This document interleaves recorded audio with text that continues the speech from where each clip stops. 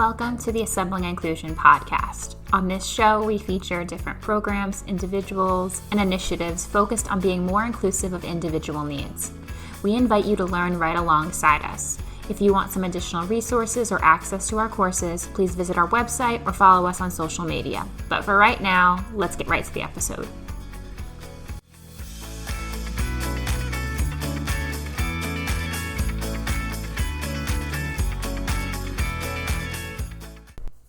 Inclusion within electives, extracurriculars, and school activities is a necessary component of ensuring that students with disabilities are actually part of their school community. Today we're going to be talking about a program that removes barriers and fosters social change through music, United Sound. United Sound allows for all students to participate in band and orchestra. Through their peer mentorship program, all musicians play and learn together and get the chance to perform together, where everyone makes their own contribution to the performance. In this episode, we talked to Dorean about the structure of the program, how it has benefited students in schools, and the innovative way they make learning music concrete and accessible. With countless middle school, high school, and university chapters of United Sound, and so many participating students, United Sound is helping to increase inclusion through music. So let's dive right in to hear all about it. Hello, and welcome back to the Assembling Inclusion podcast. I'm here with Dorean White, Director of Operations at United Sound, a nonprofit with the mission of removing barriers and fostering social change through music. So Dorean, thank you so much for being here with us today. Thank you for having me. So first, I want to talk about the inspiration that led to the creation of United Sound. What was the inspiration? So our executive director, her name is Julie Duty. She was a junior high band director for several years before she stopped doing that to stay home to raise her children. And while she was there, she really wanted to include all kids and anyone that wanted to participate in her band program in her program. But she found out that especially children with disabilities, she was having a very hard time including them to where they really felt like they belonged as part of her band. And so she created this program called United Sound to help bridge that gap and to give these students with disabilities an opportunity to join her band. She found there's no tools out there available to be able to do this. As a music education major, she didn't get any training on any of this. And so that's really what she wanted to do, is to create something so that those kids would be included. The hard part about that is that the teachers, usually you're talking like a 50-to-1 ratio in a lot of those schools. So the teachers don't have the time to do that. So it was then kind of looking outside and going, okay, how else can we do this? And then that's where the peer mentoring program started. So then you can actually have those peer mentors, which are the current band and orchestra students, actually be the teachers and be able to help those teachers. So that's kind of how that whole thing came about. We started in 2014. She started in 5 schools in Arizona, and we're currently at about 100 schools in 30 states now. I was looking at the map of the different locations, and I was really impressed by how extensive it is across the United States. It is. Thank you. Thank you. We don't do a whole lot of marketing. A lot of it is just word of mouth or seeing us at a performance or something like that. We have, no marketing budget because it's just as people find out about us, they want to be able to do something like this for their kids and for their school.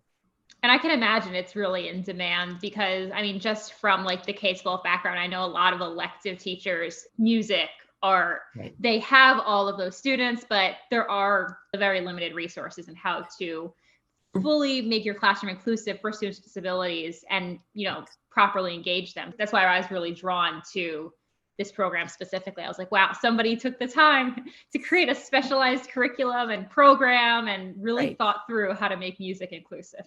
Right. And really, in the past too, a lot of times when they include kids, especially the kids with disabilities in their classrooms, it's putting them out to the side, telling them to bang on a drum, and that's it. They're not actually contributing at all to the ensemble. The ensemble kids are doing their own thing, and they've put that kid in the corner, and that's not the point. He wants to belong. And the bands and the orchestra rooms are just a fun place, and those band and orchestra kids are so inclusive and are happy to include everyone.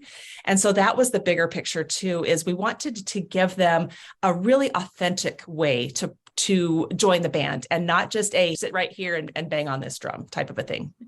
I appreciate that because I've seen so much of that type of example where it's kind of like, okay, like here you go off to the side. And it's like, no, just because they're in the same room doesn't mean that's being inclusive. So I appreciate the fact Exactly. that Right. you're bringing them all together. I wanted to talk about the different roles within the program. So I read online that you have the new musicians, which is the students with a disability or classified with a disability. And then you had mentioned the peer mentors. So what are the responsibilities of each of those roles within United Sound? So the new musicians, really their responsibility right from the very start is we give them the opportunity to choose the instrument that they would like to learn. It's not something that we want to tell them, and it's not something that we want the parents to tell them. We really want to empower them to choose which instrument they want to play. A lot of times these teachers will have a petting zoo type of a thing where they'll bring out the instruments and the kids get to try the instruments and, get to play whatever they want and then try to play that instrument. And that's our goal really, is to empower them to be able to choose. So really their roles as new musicians are to choose their instrument, to show up for rehearsals, and really just to have a good time. And our peer mentors are really responsible for mentoring those students and teaching them how to play an instrument. So their job is to modify instruments. Sometimes we have kids that actually have to modify, or even with like our stringed instruments, we have those students that don't have any motor control in their arms. And we've got another mentor that's actually moving the bow and stuff for them. We usually have one of the mentor that's actually tracking the music. So they'll stand behind the music stand and help that new musician track the music. But really, that's what their jobs are, really, is to be a friend to this new musician and to build that relationship. It's not necessarily like in the curriculum that we tell them to, but when they see them in the halls or at lunch, they give them a high five and they're so excited to see them. So that's kind of what those two roles are. I appreciate the fact that you're giving the new musicians the opportunity to pick any instrument they want too, because I feel like so often it's like, here, I think this is going to work for you, but it's like, is that really what they want to play? So I like the fact that you're giving that autonomy to say, oh, this instrument interests me based on playing around with it. Right. And that's something that we do in our initial training with the teachers, is we really make sure that we let the teachers know, look, this is not about you. This is about this kid, and let them choose. And even if they've chosen something, and let's say they've tried it for a month or so and it's not working, you know what? It's okay to try something new. It's not a big deal. So that's kind of the important part, is to let them feel empowered to be able to do things that a lot of times they're told what to do. And this time they're getting to say, I want to do this. So often their schedules are so set out for them. It is. That's nice that they have some choice in there. Right. So speaking of the teachers, I had read online that you have typically both a music teacher and a special education teacher working together. Correct. I'm big on co-teaching. My dissertation was all on co-teaching. So how does that look within the program? So when a school is interested in United Sound, then a staff member, which is usually me, I meet with the music and the special ed teacher for training. And this includes watching a video about United Sound and then meeting with me and going through all the nuts and bolts and how to get everything started. And then those two teachers, based on our training, then go and train the mentors on how to mentor and how to teach these new musicians. And then after the training, they're the ones that are now in support of the student mentors. So it's kind of like a role reversal thing with the mentors. And now they're standing in the background, letting the students do their mentoring and things, but they're also there at every single rehearsal so that they can provide feedback on a regular basis to these mentors to help them be better mentors. We have two different trainings. One of our trainings is run and facilitated by the special ed teacher. And that is really where that special ed teacher meets with the mentors and actually talks about how to teach a child with a disability and anything like that. So we really want that relationship between the special ed teacher and the mentors to grow so that they can trust each other as well, because usually those mentors aren't going to interact with that special ed teacher. And so this is an important way for that relationship to build. And then they're comfortable with each other. And the music teacher is kind of the same way, like they're responsible for the musical learning. But really, United Sound is meant to be a very student-led and student-run program. And the teachers are certified teachers. They know what they're doing. They're just helping to impart their knowledge on these student mentors. And we do have training videos. We give everything. It's like a band in a box program. We give them everything that they need to be able to do this. But that's really their roles, is to train those mentors to be good teachers. Oh, that's really awesome. So it's not really about the teacher, then it's mostly about the interactions between the students, and then they're more of the guides. They're jazz hands. There's lots of celebrating when you're doing a United Sound rehearsal, and they're really responsible for lots of high fives and jazz hands and things like that. Yes. That's really great. And I appreciate the fact too that the special ed teachers are running a training based on how to teach a student who has a disability, because I think so often a lot of students, they don't know how to teach necessarily a student with disability. They may know how to be a friend and things like that, but the teaching component of it is huge. What's great is because United Sound happens at a school, so it's from the school's population. So these special ed teachers are able to share specifics too about these new musicians with these mentors to make it a very successful program. Because they know the kids, they know these special ed kids. And instead of just a generalized, hey, if a kid has autism, try this, it's like, this is what this kid is going through. This is the best way to connect with him or her.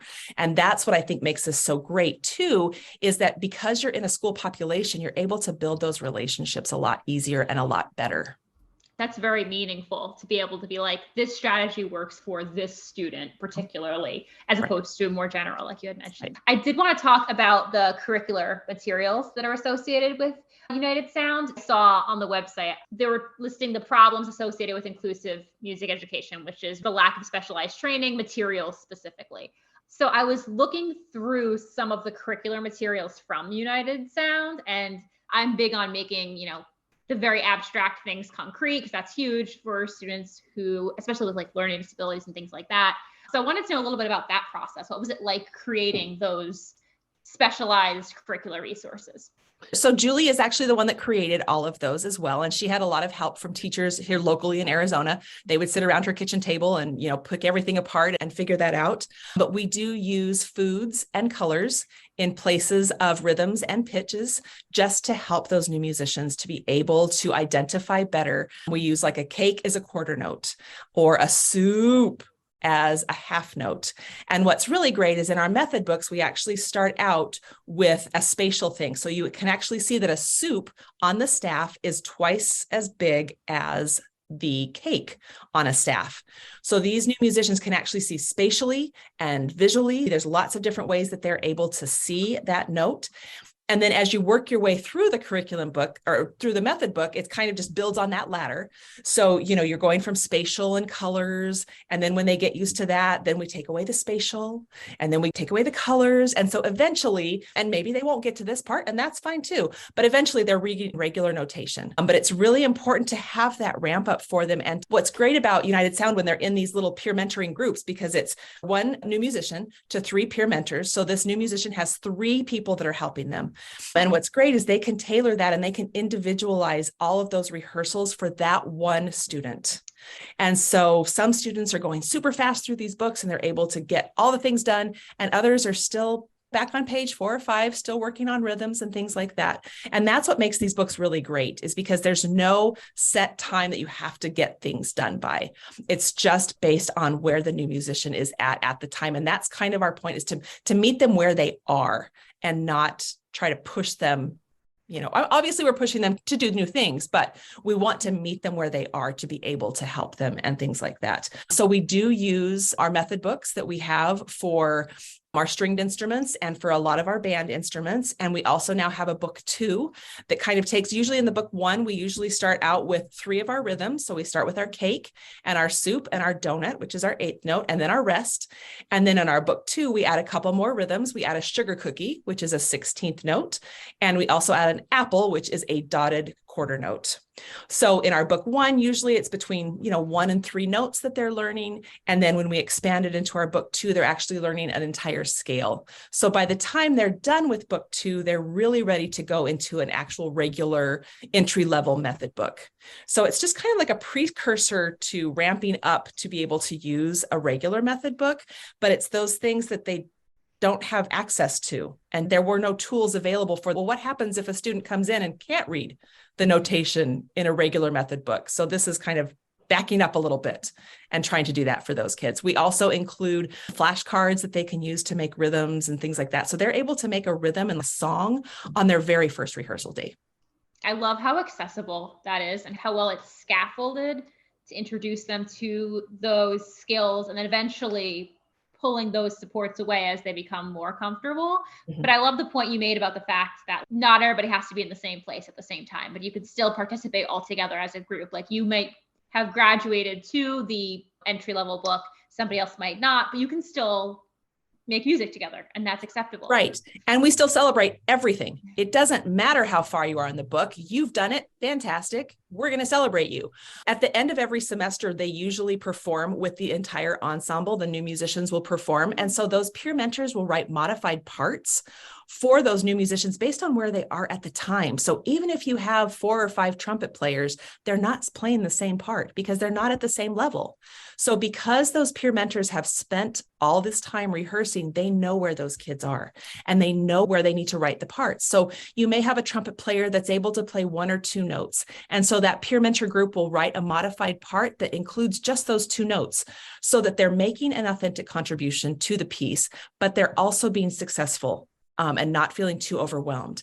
And then they may have another trumpet player that can play 5 or 6 notes. And so they'll actually write 5 or 6 notes in that part. So each new musician will have their own individual part for that piece of music. And then they get to join the entire ensemble on the stage. And instead of just playing 1 or 2 notes here or there, they're now included in this entire ensemble and are making this contribution to this piece that wouldn't be possible without them. Oh, that's really awesome. I assumed they played together to an extent, but I love that the peer mentors are actually helping write their part of the piece based on where they are. I did want to ask about the structure of the program. So I'm assuming that's the end. That's like the culminating activity is them playing together. Right. Performing together once a semester. Yes. So how is the program typically structured prior to the performance? Is it dependent on the school? Is there a specific amount of rehearsal time that you're required to have? So we ask the chapters, we call them chapters. We ask them to meet for 45 minutes once a week. That's it. We have I would say maybe 40% or 50% of our schools that do this as an after school club. And then the others have actually been able to incorporate it into the school day. What we don't want to have the band and orchestra kids do is to have to choose between a United Sound class and their normal band or orchestra ensemble. So this has to be something that's done outside of their normal day. And by outside, it could be, an advisory period or something like that, an extra time that they have during that day.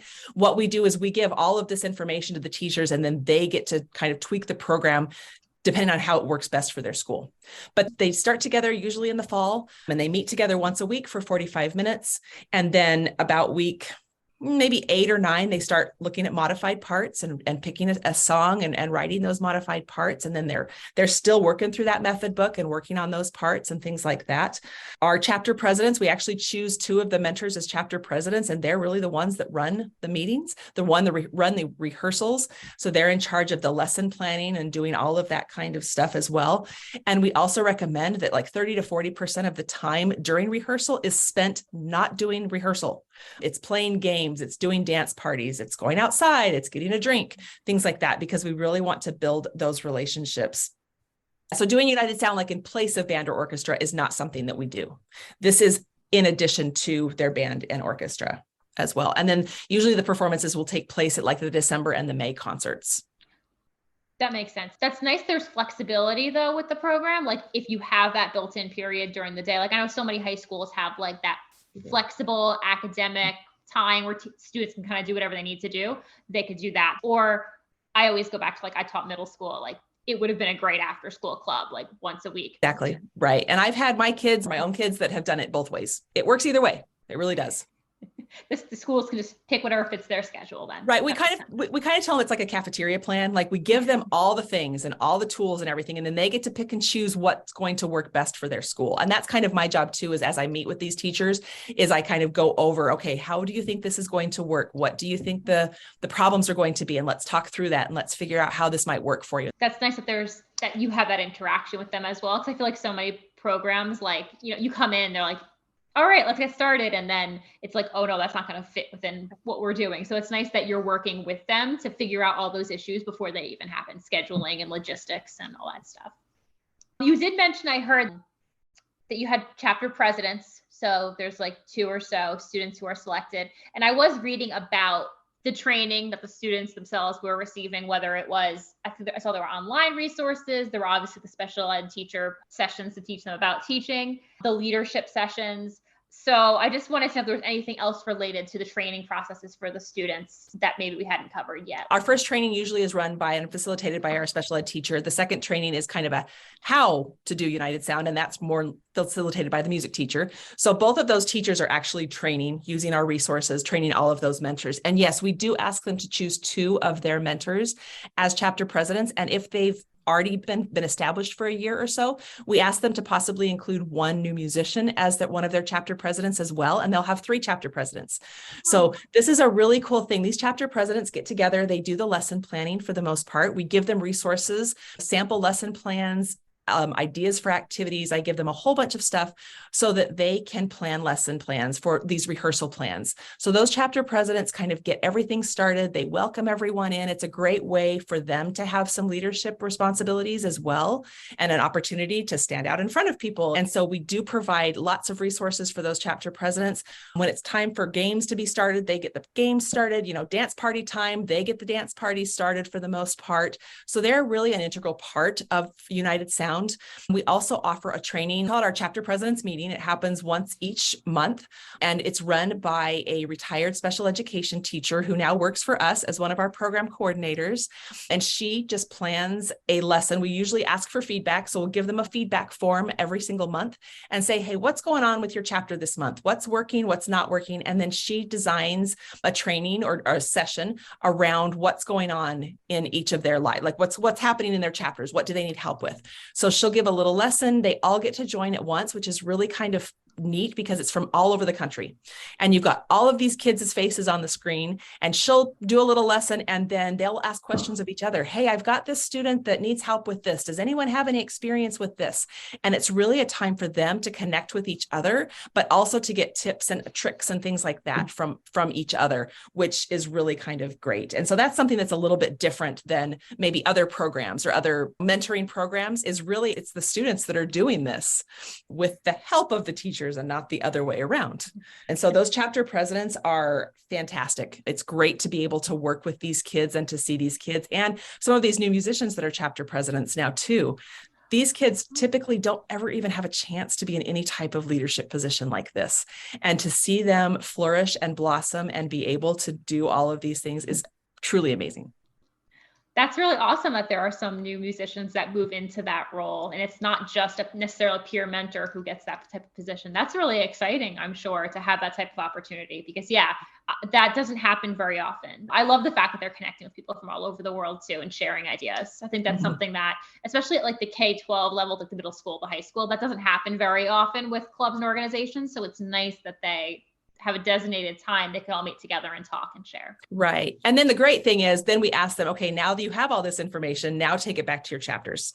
So then they'll meet with their chapters and go, hey, look, we just had this that happened. Or this year we've instituted like a contest every month. You can fill out a form and get entered to win like a United Sound pen, or something like that. So we introduce that at these chapter presidents meetings and then have them go back to their chapters and say, okay, we're all going to get our phones out and we're going to all answer this question so we can, enter the contest. So we really want them to be excited about going back into their chapters and being able to disseminate this information and things like that to them as well. I love that. I did see that currently, and my numbers might not be right, but I saw that there were like 29 middle schools, 82 high schools, and 8 universities currently active. And how does it differ based on level? My mindset always goes K-12 because that's just what I'm used to. But like, how does it look different, like a university level versus a high school versus a middle school? Usually at the secondary level, so that like K-12, we do 7 through 12. It's pretty much the same, with the new musicians coming from the existing student population and they're building relationships within their school. At the collegiate level, it does work a little bit differently because most colleges don't have a population of students with disabilities on their campus. And so we reach out to, a lot of times it would be maybe students that have aged out of high school and still would like to participate. Or it could be in one of our chapters at Northern Arizona University in Flagstaff, we partnership with like an adult daycare center, and they bus their adults and their residents to the school once a week for rehearsals. So again, they're still building those relationships, but it's usually with adults in the community. that they're in. We do have one school as well that they do have a population of special ed students on their campus. And so that's where those new musicians come from. So it really kind of depends on what's available in that area and what they're able to do.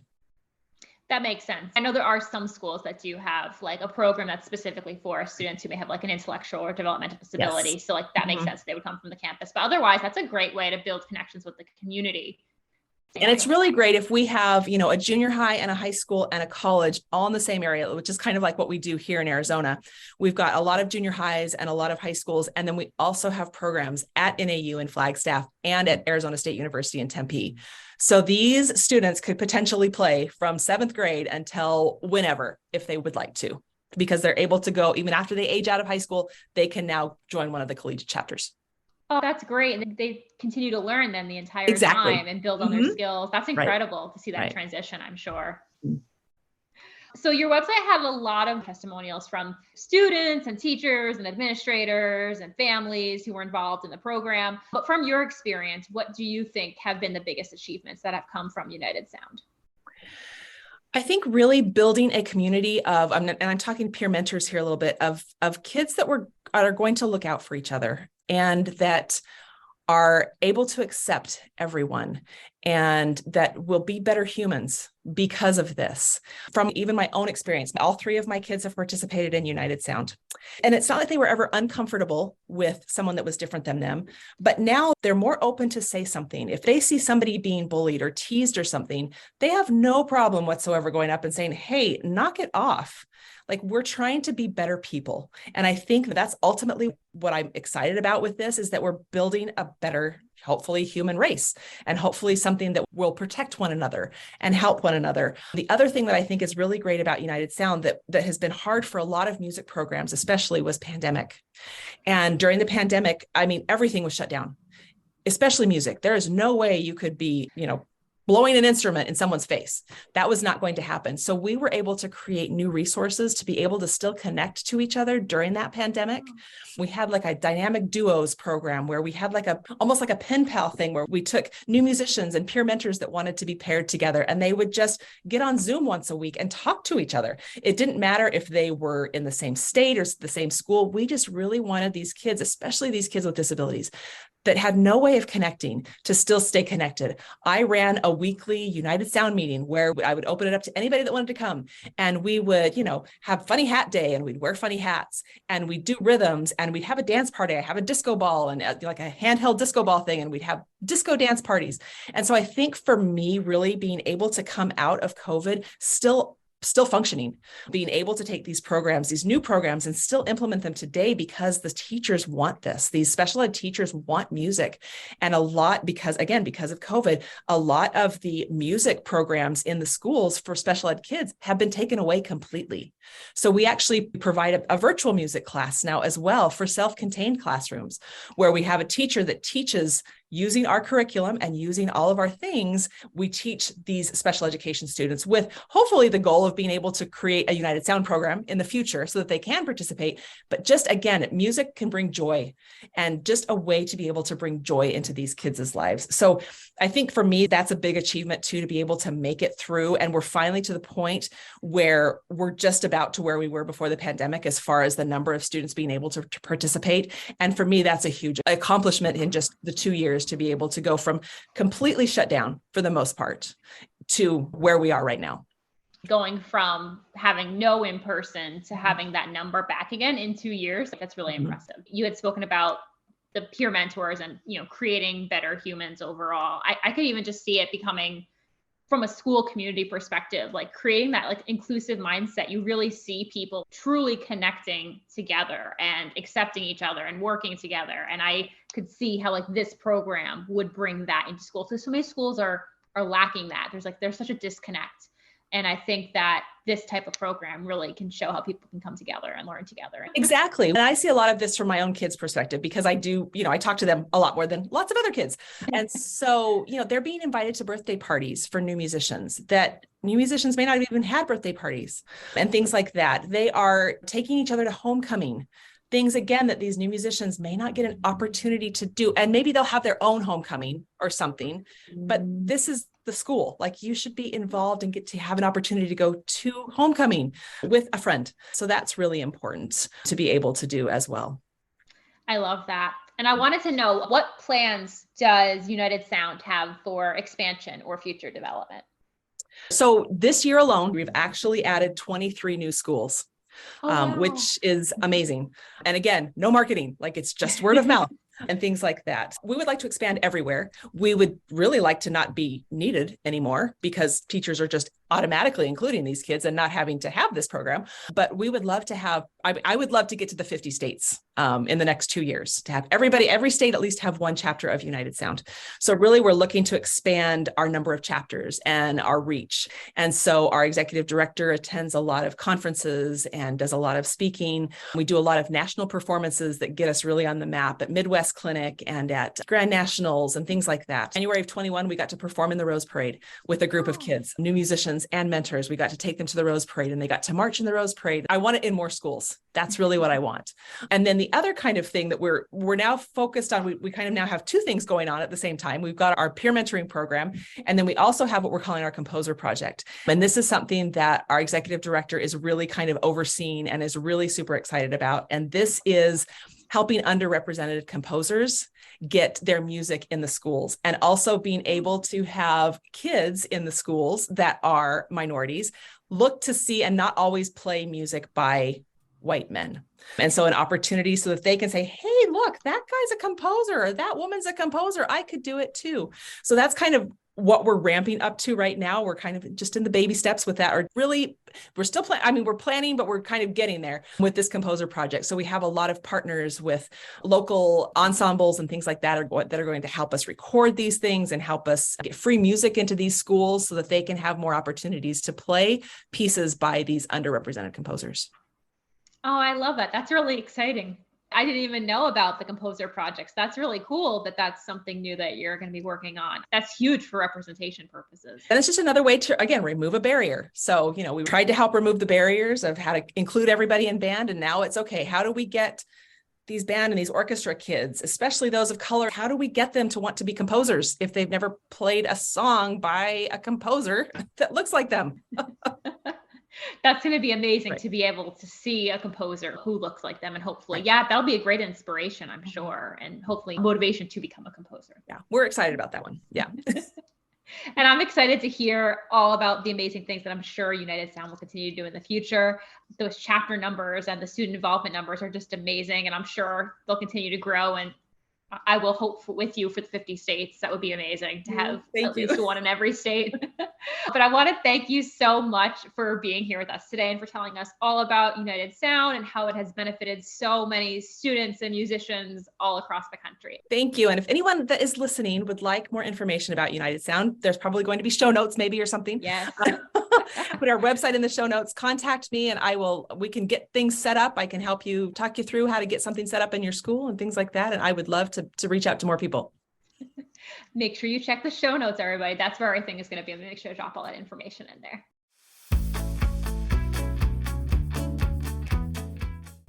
Thanks for listening to this episode of the Assembling Inclusion podcast. I hope the information in this episode taught you something new, gave you a new idea, or showcased a new perspective.